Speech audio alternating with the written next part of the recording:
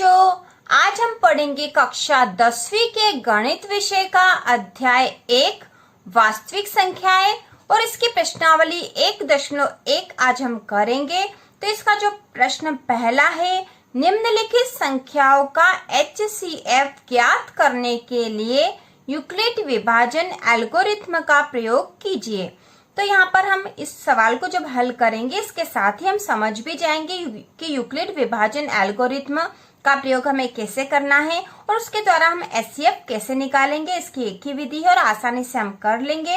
तो इसका पहला जो प्रश्न है 135 और 225, तो इसे हम हल करेंगे। तो संख्या 135 और 225 का HCF हमें ज्ञात करना है यूक्लिड विभाजन एल्गोरिथ्म के द्वारा।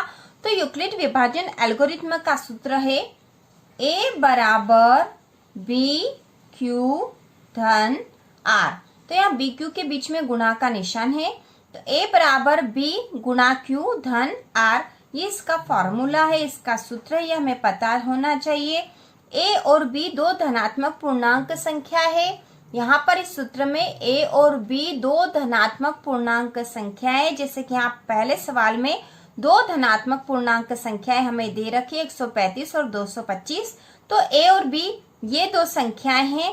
Q है भागफल, Q बराबर भागफल, Q है भागफल। जब हम किसी संख्या का दूसरी संख्या में भाग देते तो भाग जितनी बार जाता है वही उसका भागफल होता है। और R से यहाँ मतलब है, R से मतलब है शेषफल, R से मतलब है शेषफल, तो R है यहाँ पर शेषफल। तो इस प्रकार ये यूक्लिड विभाजन एल्गोरिथ्म को इस सूत्र के द्वारा हमें हल करना है। A बराबर B गुणा Q धन R।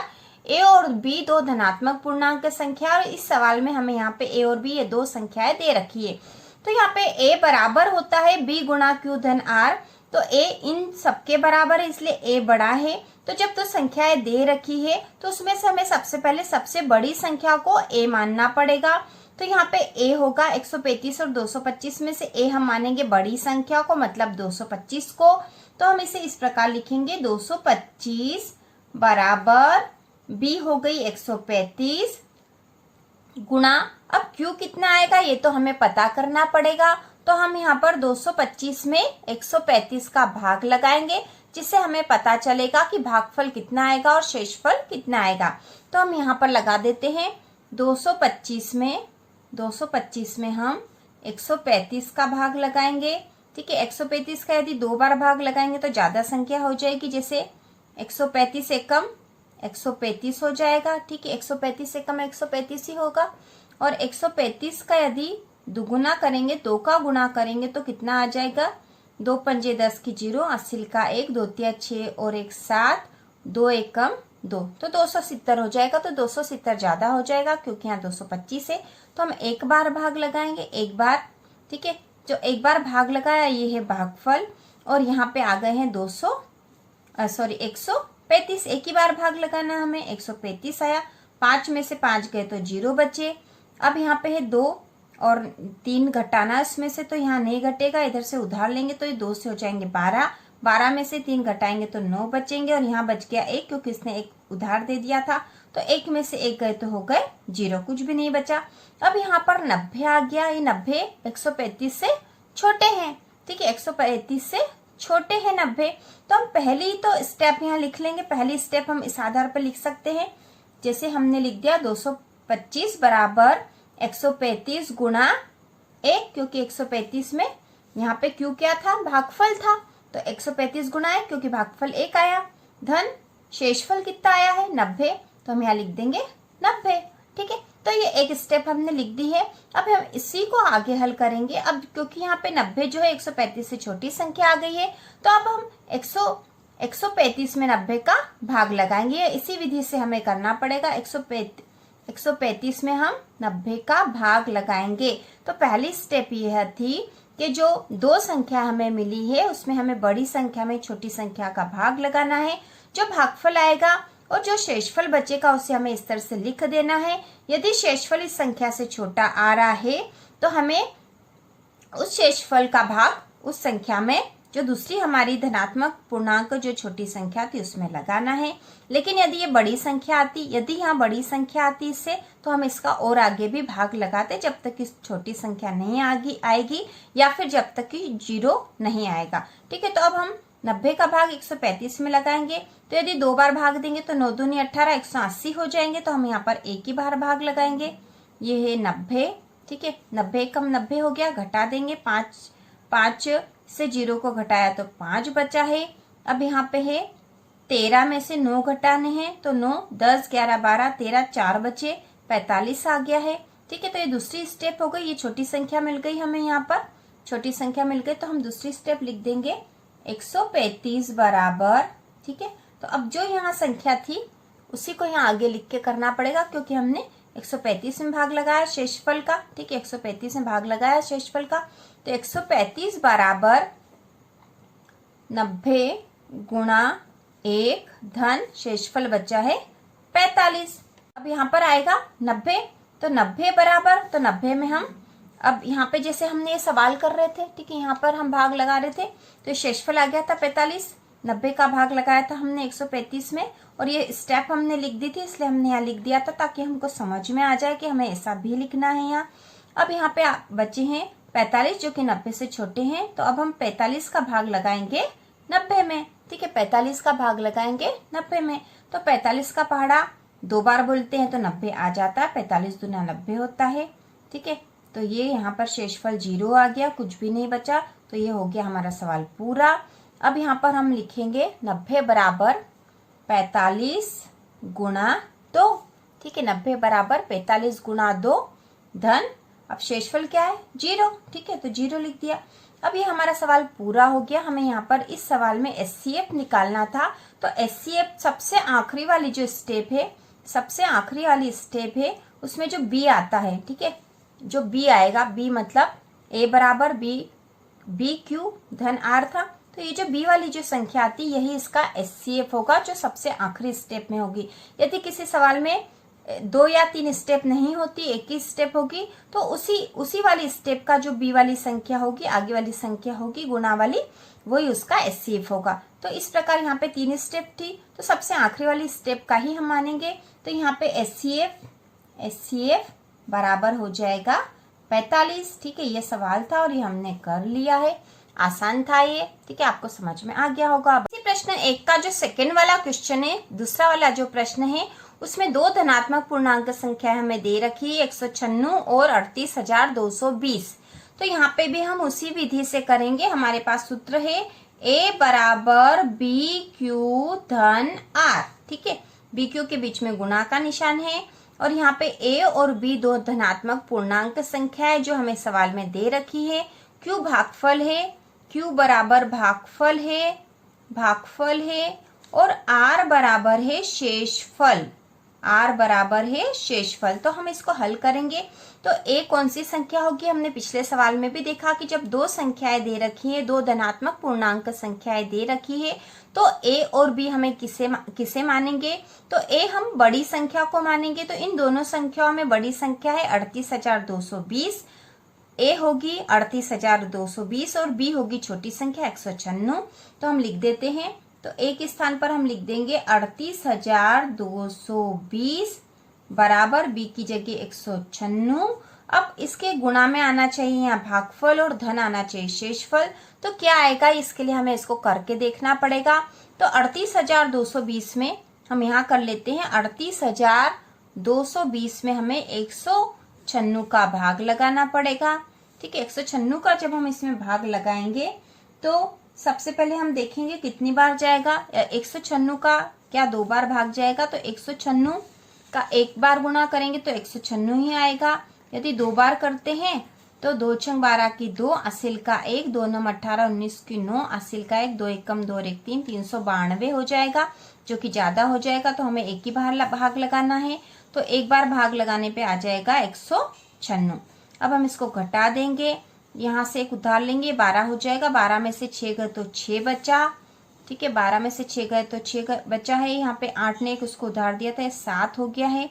7 में से 9 नहीं घटेंगे तो इधर से उधार लेगा, ये 17 हो जाएगा। 17 में से 9 घटाएंगे तो 9, 10, 11, 12, 13, 14, 15, 16, 17, 8 बचेंगे। अब यहाँ पे इसने उधार दिया तो 2 हो गया, 2 में से 1 गया तो बचा 1।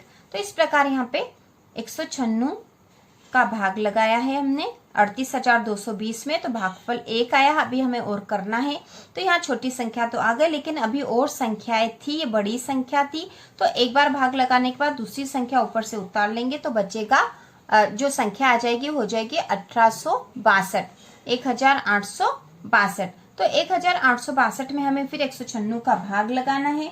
तो अब हम देखेंगे कि कितनी बार हम भाग लगाएंगे। तो 196 का हम 5 बार लगा के देखते, छोटी संख्या आती है या बड़ी, फिर उसके आधार पर हम देखेंगे कि इससे आगे भाग लगाना है कि पीछे। तो 5 अंक 30 की 0, असिल का 3, 5 नम 45, 46, 47, 48 की 8, असिल आया 4, 5 एकम 5 और 4 9, 980 आए हैं। मतलब अभी तो हम बड़ी संख्या का भाग लगा सकते हैं। तो यदि 10 का गुणा करेंगे तो 1960 आ जाएगा और यहाँ 1862 है। तो हम 9 का गुणा करके देखेंगे, 196 गुणा 9, ठीक है। 9 का गुणा करके देखते, 9 का पहाड़ा हम बोल पाएंगे क्या? 196 का 9 बार गुणा करेंगे तो 9 छंग 54, 9 का पहाड़ा 6 बार बोला तो 54, 54 की 4, असिल का 5, 9 का पहाड़ा 9 बार बोलेंगे तो 81 और 5 86 की 6, असिल का 8, 9 एकम 9 और 8 हो गए 17, तो 1764 आएंगे। तो हम 9 बार भाग लगाएंगे, 9 बार भाग लगाएंगे तो आएंगे 1764, ठीक है, 1764, ठीक है। अब हम इसको घटा देते हैं, यहाँ से एक उधार लेंगे, हो जाएगा 12 और 12 में से हम घटाएंगे 4, तो 4, 5, 6, 7, 8, 9, 10, 11, 12, 8 बचेंगे। यहाँ इसने एक उधार दे दिया तो ये 5 हो गया, तो ये उधर से उधार लेगा तो 15 में से 6 बच जाएंगे, घटेंगे तो 9 बचेगा। अब यहाँ हो गया 7, 7 में से 7 घटाए तो 0, 1 में से 1 घटाए तो 0, ठीक है। क्या अब और संख्या ऊपर है? तो हाँ, अभी 0 बचा है, ये संख्या पूरी नहीं हुई थी तो इसलिए यहाँ पे 0 फिर उतारना पड़ेगा हमें, फिर आगे हम भाग दे पाएंगे। तो यहाँ हो गए 980। अब 196 के पहाड़े में 980 आते, हमने 5 बार भाग लगाया था, हमने 5 बार भाग लगाया था तो 980 आए थे।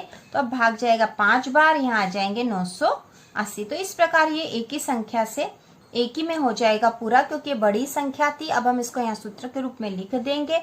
यहाँ पर हम फिर से लिख लेते हैं, 38,220 बराबर 196 गुणा आया है भागफल 195 धन शेषफल आया है 0, ठीक है। तो ये हो गया। किसी भी संख्या या किसी भी सूत्र में हमने देख लिया था कि जो एचसीएफ कौन सा आएगा, जो यहाँ गुणा वाली संख्या होगी वो एचसीएफ होगी, आगे वाली संख्या, ठीक है।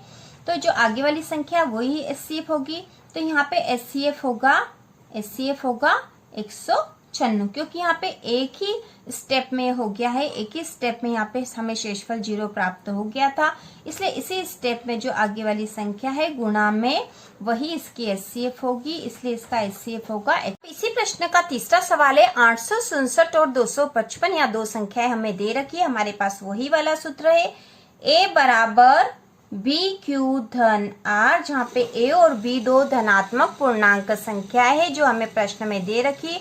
867 और 255, q जो है q है भागफल और r बराबर है शेषफल। तो यहाँ पे हमें वापस वही विधि पूरी करनी है जो हम अभी तक कर रहे हैं।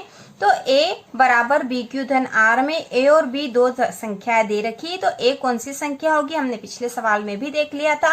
तो a होगी बड़ी संख्या, तो इन दोनों में से बड़ी संख्या 867, तो हम लिखेंगे 867 बराबर 255 गुणा q मतलब भागफल और r शेषफल, हमें क्या आएगा वो हमें करके देखना पड़ेगा। तो हम यहाँ पर करेंगे 867 में 255 का हम भाग लगाएंगे, 867 भागित 255, ठीक है। 255 का भाग लगाएंगे तो हमें देखना पड़ेगा कि भाग कितनी बार जाएगा।